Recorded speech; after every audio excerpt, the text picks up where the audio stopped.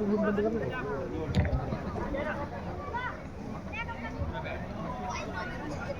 भैया। आज हमारी अयोध्या नगरी बहुत ही सुनसान नजर आ रही है। आप ठीक ही कहते हैं भैया, अयोध्या नगरी बहुत ही सुनी दिखाई दे रही है। हम जब ननिहाल से रास्ते से आ रहे थे और जैसे ही बचाओ अयोध्या नगरी में प्रवेश किया तो प्रजावासियों ने भी हमें देखकर अपने मुंह फेर लिए। हाँ भैया। हे भैया, अब राज पहन आ गया है। मैं भी माता केकई से मिलके आता हूँ और आप भी माता सुमित्रा से जाकर मिलो। जैसी आज्ञा भैया।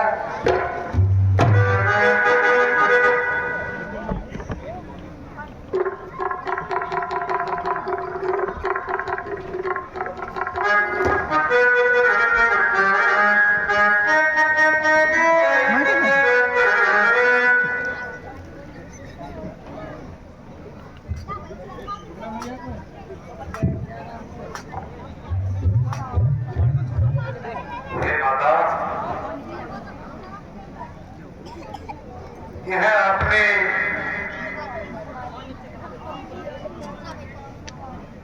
अपना क्या हाल बना रखा है और आपकी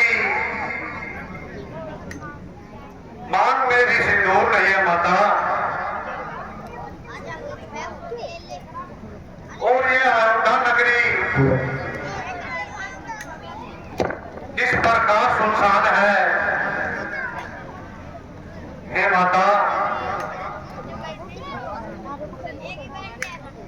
मेरे पिताश्री कहाँ है?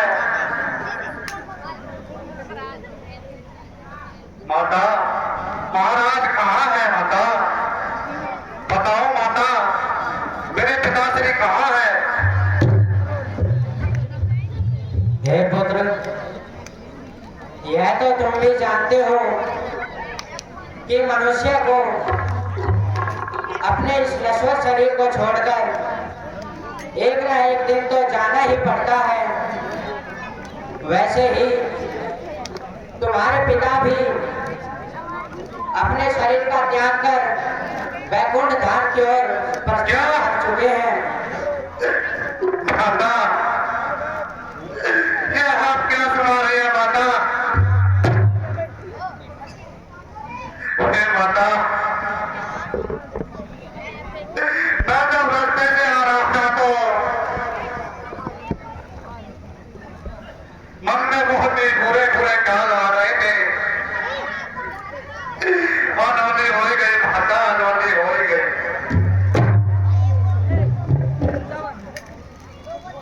हे माता,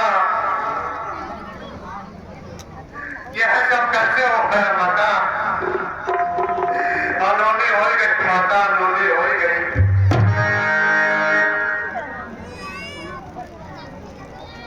हे पुत्र, तुम्हारे पिताश्री राम से दूर नहीं होना चाहते थे, परंतु जैसे ही राम गए तो तुम्हारे पिताश्री ने प्राण त्याग दिए। हे माता, यह आप कैसी बातें कर रही है? हे माता, पिताजी ने प्राण त्यागने से पहले मुझे याद तो किया होगा माता। नहीं नहीं पुत्र, उन्होंने प्राण त्यागने से पहले केवल राम को याद किया था। केवल राम को ना? हाँ पुत्र, केवल राम को। हे माता,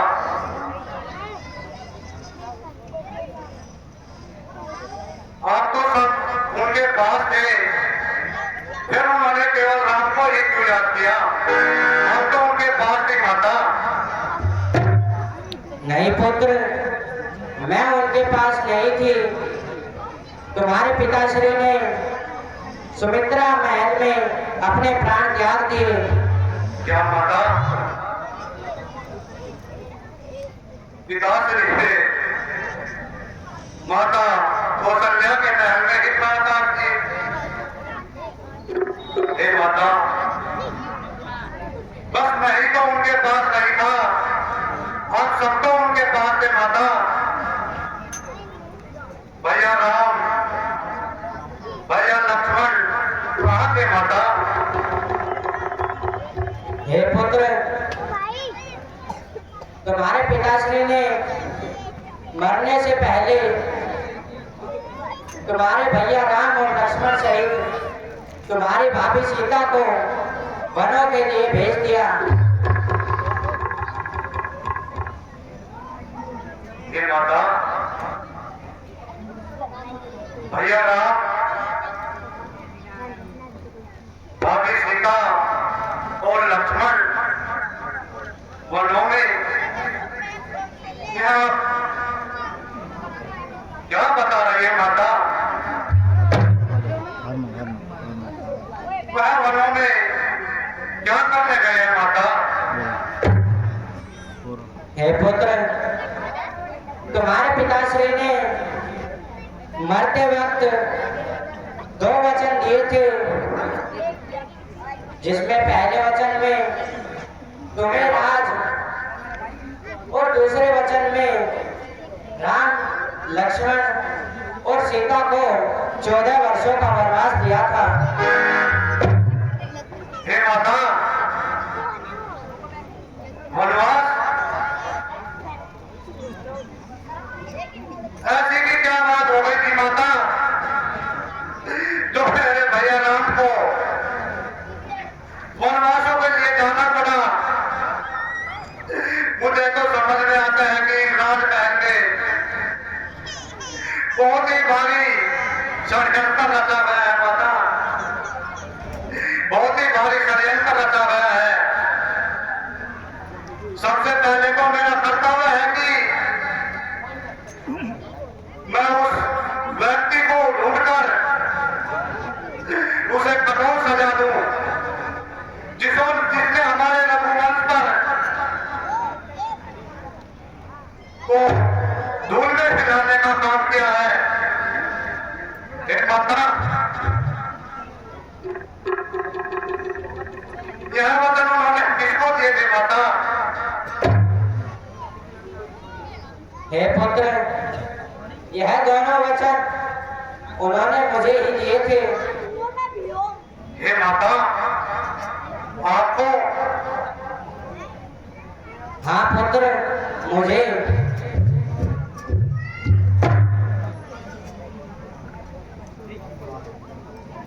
हे माता, भला ऐसी की क्या बात थी जो उन्होंने आपको 2 वचन दिए थे? कृपया करके आप मुझे विस्तार से समझाइए माता। मेरे भैया राम तो बहुत ही धर्मपरायण है, सत्य और निष्ठा के प्रतीक है। ऐसा अपराध तो भयंकर अपराधियों को दिया जाता है माता, भयंकर अपराधियों को दिया जाता है।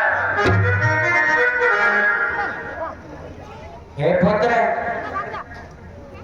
यह दोनों वचन उनसे मैंने ही मांगे थे, क्योंकि मैं नहीं चाहती थी कि राम इस राजगद्दी पर राज करे और तुम उसके चरणों में बैठे उसके चरण पखारो। मैं यह भी जानती थी कि जब तक राम इस राजमहल में रहेगा, तुम्हारा इस गद्दी पर बैठना नामुमकिन है। इसलिए मैंने यह दोनों वचन तुम्हारे पिताजी से मांगे थे।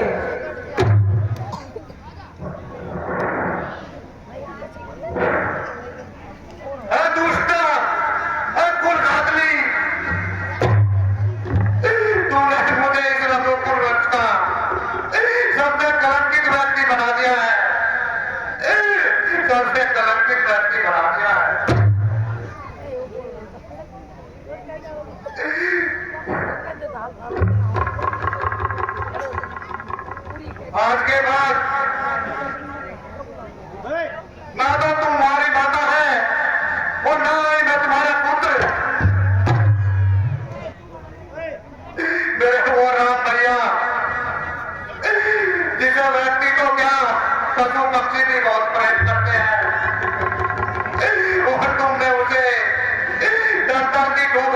पढ़ने के लिए वनों में भेज दिया, वनों में भेज दिया।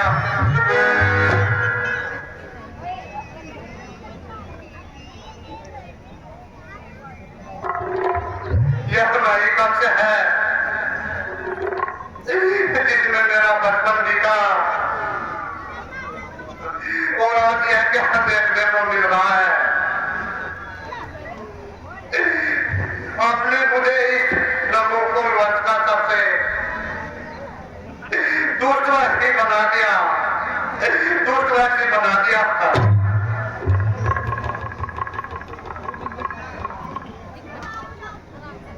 क्या भरत आज के बाद तुम्हारा त्याग करता है?